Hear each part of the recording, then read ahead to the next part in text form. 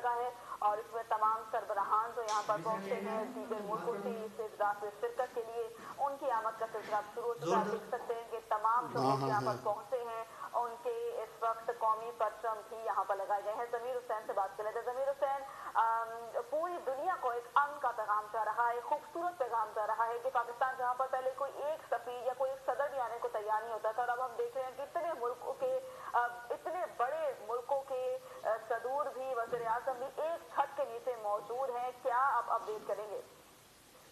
जी बिल्कुल, जो है आज इस वक्त तक कॉन्फ्रेंस जो है वो मुकम्मल हो चुकी है और इस कॉन्फ्रेंस के हवाले से मैं आपको बताता चलूँ कि 9 ममालिक के वज़रा और सदूर पाकिस्तान तशरीफ लाए हैं और ये इतना अच्छा इमेज आ रहा है पूरी दुनिया में। पाकिस्तान में अल्लाह के फजल करम से अमन है और हमारे हसास इदारों ने और सिक्योरिटी फोर्सेज ने जो है मुकम्मल तौर पर दहशतगर्दी को कंट्रोल किया हुआ है और जिसका ये मुंह बोलता सबूत है कि 9 ममालिक के जो सदूर और वज़रा जो है वो इस वक्त इस्लामाबाद में मौजूद है।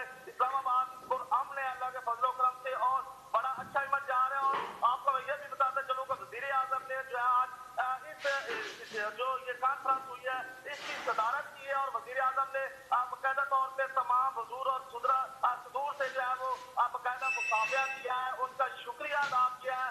बहुत बहुत शुक्रिया कहा गया पाकिस्तान की हुकूमत की तरफ से और उनको बड़े अच्छे तरीके से प्रोटोकॉल दिया गया, वेलकम किया गया। रात को जब लोग आए थे और जो कुछ आज पहुंचे थे उनको बाकायदा सदूर को और वज़रा को जो है 21 उनको फुल प्रोटोकॉल दिया गया और तमाम सदूर और वज़रा ने इस एसीओ कॉन्फ्रेंस में पाकिस्तान को मुकम्मल तौर पे मुबारकबाद पेश की है और कहा है कि अब जो मगरब से जो है वो मशरक। बहुत शुक्रिया ज़मीर हुसैन, हमें तफसीलात से आगाह करे थे।